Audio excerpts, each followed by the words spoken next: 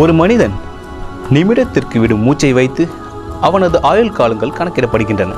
அதன் சில குறிப்புகளை பார்க்கலாம். ஒரு மனிதன் ஒரு நிமிடத்திற்கு 15 முறை சுவாசித்தால் அவன் வயது என்ன? ஒரு மனிதன் ஒரு நிமிடத்திற்கு 15 முறை சுவாசித்தால் அவனுக்கு விதித்த ஆண்டு 100 ஆண்டுகள் ஆகும். ஒரு நாளைக்கு 1440 நிமிடங்கள் ஆகும். ஒரு மனிதன் கீழ்கண்டவாறு கணக்கிடலாம். ஒரு நிமிடத்திற்கு 15 முறை மூச்சு விட்டால் 100 ஆண்டுகள் வாழலாம். ஒரு நிமிடத்திற்கு 16 முறை மூச்சு விட்டால் 93 ஆண்டுகள் வாழலாம். 17 முறை மூச்சு விட்டால் 87 ஆண்டுகள் வாழலாம். 18 முறை மூச்சு விட்டால் 80 ஆண்டுகள் வாழலாம். ஒரு நிமிடத்திற்கு 19 முறை மூச்சு விட்டால் 73 ஆண்டுகள் வாழலாம். 20 முறை மூச்சு விட்டால் 66 ஆண்டுகள் வாழலாம். இவ்வாறு நிமிடத்திற்கு ஒவ்வொரு மூச்சு கூடும் பொழுதும் ஆயுளில் 7 வருடங்களை இடைக்கிறோம் என்பதை கவனத்தில் கொள்ள வேண்டும். 2 முறை சுவாசித்தால் அவன் வயது 750 ஆண்டு. ஒரு முறை சுவாசித்தால் அவன் வயது 1500 ஆண்டு. 0 முறை சுவாசித்தால் அவனுக்கு முடிவே இல்லை.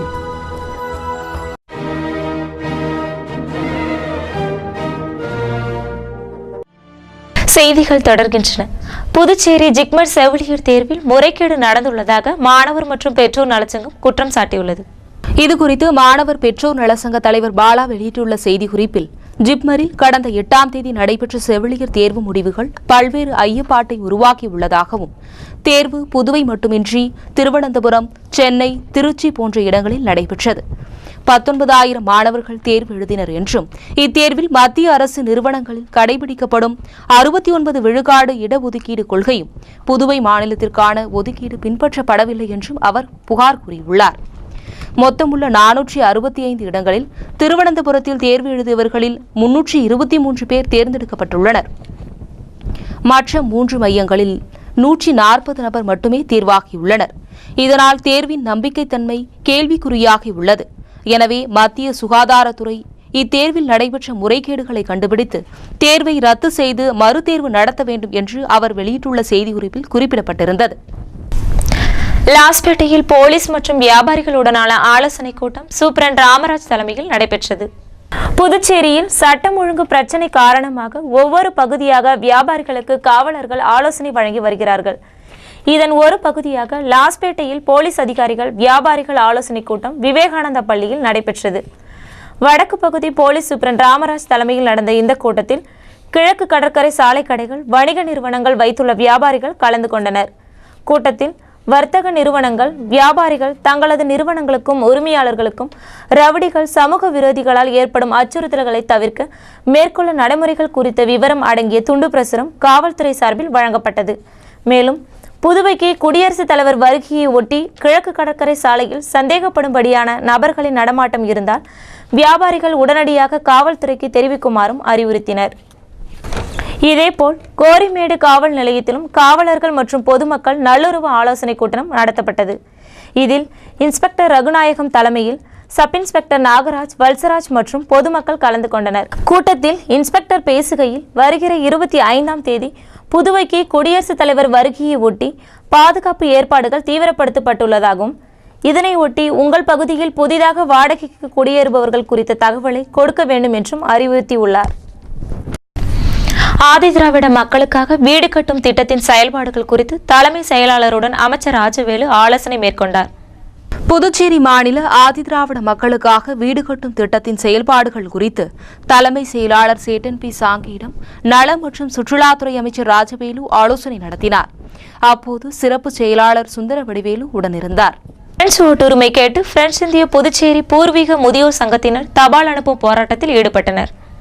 பிரெஞ்சு குடியுரிமை மற்றும் பிரெஞ்சு ஓட்டுரிமை கேட்டு பிரெஞ்சு இந்திய புதுச்சேரி பூர்வீக முதியோர் சங்கம் சார்பில் ஊர்வலம் மற்றும் தலைமை தபால் நிலையத்தில் தபால் அனுப்பும் போராட்டம் நடத்தப்பட்டது. பிரெஞ்சு இந்திய புதுச்சேரி பூர்வீக முதியோர் கடற்கரை சாலை டியூப்ளெக்ஸ் சிலையில் இருந்து தலைமை தபால் நிலையம் வரை ஊர்வலமாக வந்தனர். தொடர்ந்து தலைமை தபால் நிலையத்தில் இருந்து பிரான்ஸ் நாட்டுக்கு தபால் அனுப்பியது. இதனையடுத்து அங்கிருந்து தூதரகத்துக்கு சென்று தங்களது கோரிக்கை மனுவை அளித்தனர். இதில் சங்க தலைவர் முனுசாமி தலைமையில் 50க்கும் மேற்பட்ட முதியோர் சங்க நிர்வாகிகள் மற்றும் முதியோர் கலந்து கொண்டனர். பசிசன் பர்வா நோம்பின் 10வது நாளை ஒட்டி ஜெயின் மதத்தினர் ஊர்வலத்தில் ஈடுபட்டனர். புதுவை ஜெயின் மதத்தை சார்ந்தவர்கள் பசிசன் பர்வா நோம்பின் 10வது நாள் நிறைவு விழாவை ஒட்டி ஊர்வலம் நடத்தினர். ஊர்வலம் ஜெயின் கோவிலிலிருந்து மகாவீரின் சிலை, வள்ளலார் சாலை, 45 அடி சாலை, தமிழ்ச்சங்கம் வழியாக சென்றது. ஊர்வலத்தில் ஜெயின் மதத்தை சார்ந்தவர்கள் ஆட்டம் பாட்டத்துடன் சென்றனர். ரெட்டிச்சாவடி, நல்லவாடு உள்ளிட்ட 18 கிராமங்களில் 20ஆம் தேதி மின்தடை ஏற்படும் என்று மின்துறை அறிவித்துள்ளது.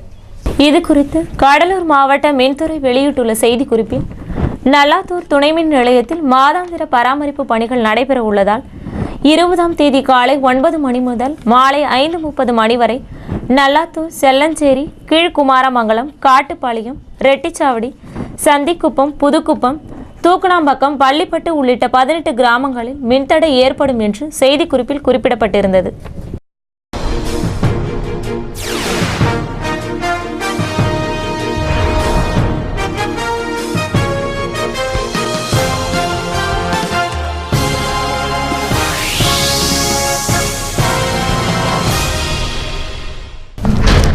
பிரான்சில் சிறு வயது குழந்தைகளுக்கு அழகி போட்டி நடத்த தடை விதிக்கப்பட்டுள்ளது. சிறு வயது குழந்தைகளுக்கு அழகி போட்டி வைப்பதை அந்நாட்டு சட்டம் தடை செய்துள்ளது. உலக நாடுகளில் அழகி போட்டி என்பது பொதுவாக நடைபெறும் விடயமாகும். ஆனால் பிரான்ஸ் நாட்டில் 16 வயதுக்குட்பட்ட குழந்தைகளுக்கு மினி மிஸ் என்ற பெயரில் அழகி போட்டி நடைபெறும். இதில் பங்கேற்கும் குழந்தைகள் அழகான ஆடையுடன் மேடையில் தோன்றி பட்டத்தினை வென்று செல்வார்கள். இந்நிலையில் இந்த போட்டியானது குழந்தைகளை ஆபாச முறையில் காட்டப்படும் நிகழ்ச்சி என்ற செனேட்டர் மையமானது எதிர்ப்பு தெரிவித்துள்ளது. இதனைத் தொடர்ந்து இந்த போட்டியானது பிரான்ஸ் நாட்டில் நிறுத்தப்பட்டுள்ளது. மேலும் இதனை மேற்கொண்டு தொடர்ந்தால் 30,000 யூரோ அபராதமும் 2 வருடங்கள் சிறை தண்டனையும் வழங்கப்படும் என்று அறிவிக்கப்பட்டுள்ளது. ஆனால் அனைத்து செனேட்டர்களும் இந்த சட்டத்திற்கு சார்பாக வாக்களிக்கவில்லை. மேலும் சோசலிஸ்ட் கட்சியானது இந்த தண்டனை மிக அதிகம் என்று தெரிவித்துள்ளது.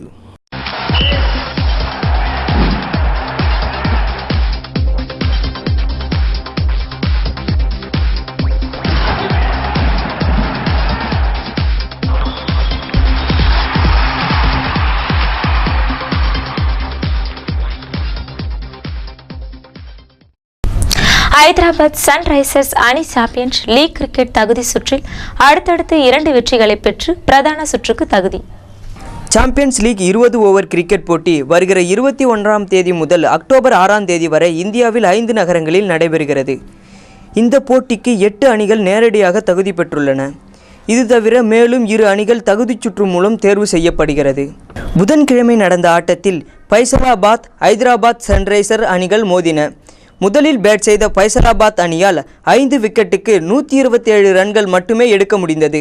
கேப்டன் மிஸ்பா உல் ஹக் 56 ரன்களுடன் ஆட்டமிழக்காமல் கடைசி வரையில் களத்தில் இருந்தார். தொடர்ந்து களம் புகுந்த ஹைதராபாத் அணியில் கேப்டன் ஷிகர் தவான் 59 ரன்களும், பார்த்திவ் பட்டேல் 23 ரன்களும் திரட்டி வலுவான அடித்தளம் அமைத்து கொடுத்தனர். பின்னர் டேரன் சமியின் ஹாட்ரிக் பவுண்டரியுடன் ஆட்டம் முடிவுக்கு வந்தது.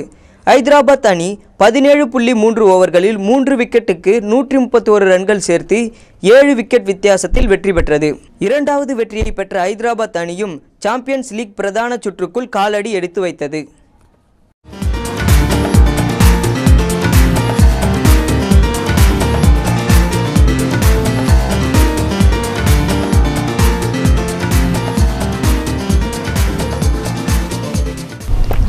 டீசரை வெளியிட்ட நையாண்டி படக்குழு கையோடு பாடல்களையும் வெளியிட தயாராகிவிட்டது.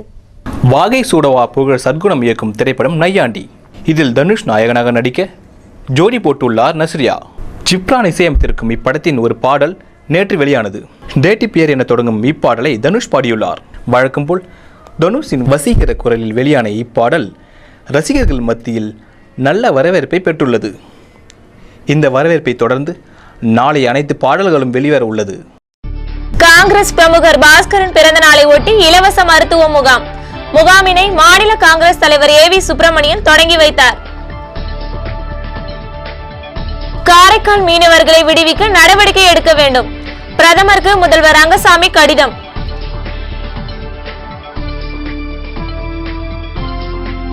அன்னை சிவகாமி பள்ளியில் குமரப்பருவ கல்வி குறித்த விழிப்புணர்வு நிகழ்ச்சி. திரளான மாணவிகள் பங்கேற்பு. ஊருக்குள் நுழைய 3 ரவுடிகளுக்கு தடை, மாவட்ட ஆட்சியர் தீபக்குமார் உத்தரவு.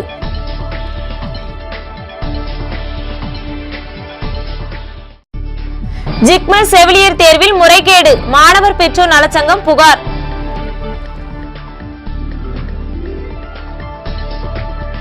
குடியரசுத் தலைவர் புதுவை வருவதை ஒட்டி பாதுகாப்பு ஏற்பாடுகள் தீவிரம், காவலர்கள் பொதுமக்களுடன் ஆலோசனை.